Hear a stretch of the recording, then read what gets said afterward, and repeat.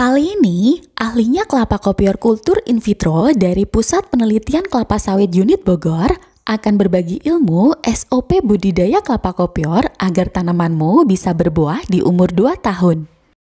Peneliti terbaik tahun 2022 ini juga akan menjelaskan panjangnya proses produksi benih kelapa kopior kultur jaringan hingga siap kita tanam.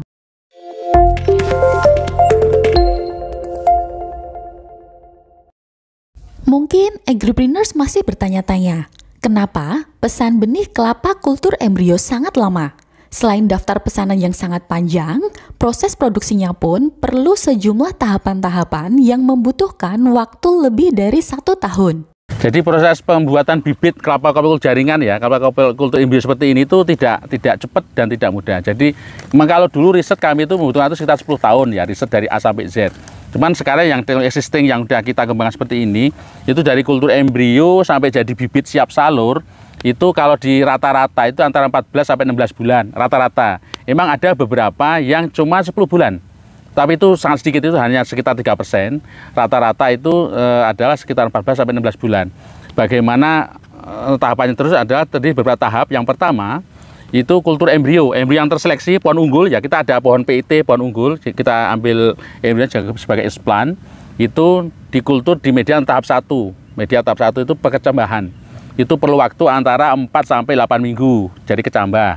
Kemudian setelah kecambah kita pindah ke medium tahap berikutnya, tahap 2, medium pembesaran jadi plantlet. Itu butuh waktu antara 8 sampai 12 minggu. Kemudian media pengakaran atau ada juga beberapa plantlet yang dia langsung punya akar bagus, ini lebih cepat aklim, tinggal tambah double layer media siap aklim. Namun ada juga yang beberapa plantlet itu akarnya lambat sehingga harus ditreatment ke media tahap pengakaran atau infinite rooting. Itu perlu waktu antara 6 sampai 8 minggu, sehingga total kultur di in vitro atau di lab dari kultur embrio sampai siap aklim itu paling cepat antara 8-10 bulan, rata-rata 14 sampai 16 bulan. Itu baru di lab. Itu di lab itu antara sekitar 10 bulan, kurang lebih ya. Paling cepat 8 bulan, paling lama 10 bulan di lab. Kemudian tahap aklim menjadi bibit. Nah, untuk aklim ini dari kultur keluar dari lab, dari kultur pertama disungkup sampai siap tanam atau siap salur. Tahap M itu ada 5 tahap. Pertama sungkup.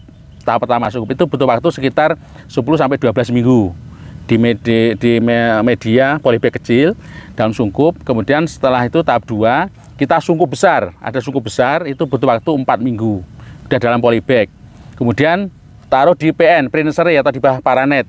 Itu butuh waktu antara 4 sampai 6 minggu, barulah di MN, mini-nursery, minimal 4 minggu, barulah jadi bibit siap tanam. Itu dengan spesifikasi tinggi minimal 30 cm, daun udah pecah ekor ikan, udah akar udah nembus polybag.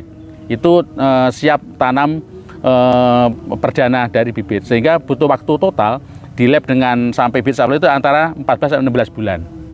Untuk tanaman kelapa kopior ini, jadi seperti kelapa biasa, sebenarnya syarat tanam udah. Jadi yang penting kita ikuti agroklimat yang bagus. Jadi untuk Indonesia, alhamdulillah kita di anugerah Allah ya, kita di tropis ini tanaman lokasi kita ada yang sangat bagus. Kita tinggal memanfaatkan agronomi karena iklim kita bagus. Kelapa ini perlu cahaya yang cukup ya, cahaya yang tinggi, kemudian suhunya yang agak tinggi, kemudian kelembabannya agak rendah. Dan kita bagus di tropis ini. Yang jadi masalah adalah altitude, ketinggian tanah. Sehingga kalau dengan DPL tinggi itu biasanya kan lembab. Biasanya suhunya rendah dan banyak mendung, kurang cahaya, itu kurang bagus. Sehingga untuk tanaman kelapa yang bagus, upayakan tanaman tersebut dipastikan jaminan suhunya relatif tinggi, sinar matahari tersebut cukup bagus, pagi sampai sore minimal 8 jam per hari. Kemudian dijamin atau dijaga tidak ada kabut, terutama di jam 7 sampai jam 12 itu nggak ada kabut. Itu sangat bagus. Makanya itu cocok biasanya di daerah DPL rendah, di bawah sekitar 200. Makin ke arah pantai makin bagus. Itu untuk syarat penanaman. Gitu. Di samping itu tentunya itu ya, tadi kan iklim ya. Iklim kan kita misalkan yang kita info ya, kita bisa mempengaruhi hasilnya bagus adalah agronomi. Kelapa kopior tanaman apapun bisa. Yang penting kita ikuti SOP dari awal, yaitu bagaimana kita membuat bahan media tanam yang cocok dari pertumbuhan awal kelapa ini. Salah satunya yang saya buat adalah membuat lubang besar membuat lubang besar, kemudian membuat bahan media tanam, yaitu beberapa dari bahan organik, dari kompos, terutama kompos dari tanaman-tanaman palma terutama. Kemudian ada bahan dari kohe atau pupuk kandang yang mateng, bisa sapi, bisa kambing, bisa kelinci, atau ayam, bukan ayam daging, ayam telur yang tidak ada sekamnya. Kemudian berikutnya kita tambah komponen pasir, kalau bisa pasir laut. Kalau tidak ada pasir laut, kita nanti tambahkan garam krosok. Itu salah satu bahan media awal untuk kelapa ini agar tumbuhnya bagus seperti ini. Jadi diharapkan 2 tahun atau maksimal 1 tahun sudah berbunga, 3 tahun setengah itu sudah panen perdana. Itulah SOP saya untuk persyaratan penanaman tanaman kelapa kopior jaringan. Jadi ini untuk kelapa kopior sebenarnya saya sudah menyusun SOP ya lengkap ya, baik persiapan tanam, penanaman, termasuk perawatan agronomi atau perawatan. Itu ada. Jadi kalau tadi saya sampaikan untuk persiapan kan lubang besar ya dengan bahan media seperti tadi. Kemudian yang penting untuk penanaman itu karena ini tanaman ini kan pendek udah berbuah dan buahnya banyak lebat, sehingga penting selain tadi lubang besar dengan media yang saya sampaikan di awal tadi, kita penting cara tanam yang tepat, cara tanam yang akurat, yaitu koleoptil pangkal batang itu tidak boleh terlihat. Posisinya koleoptil atau pangkal batang adalah 20 cm di bawah permukaan, sehingga nanti tanaman itu terbentuk cekung. Itu tujuannya apa? Karena akan merangsang akar yang lebih banyak. Sehingga tanaman itu cekung, nanti kalau musim hujan, antisipasi biar tidak tergenang, kita kasih tanggul sekeliling. Nanti secara bertahap tiap 6 bulan kita lakukan pembumbunan bersamaan dengan proses pemupukan organik. Jadi ada pupuk kandang, kompos, bumbun.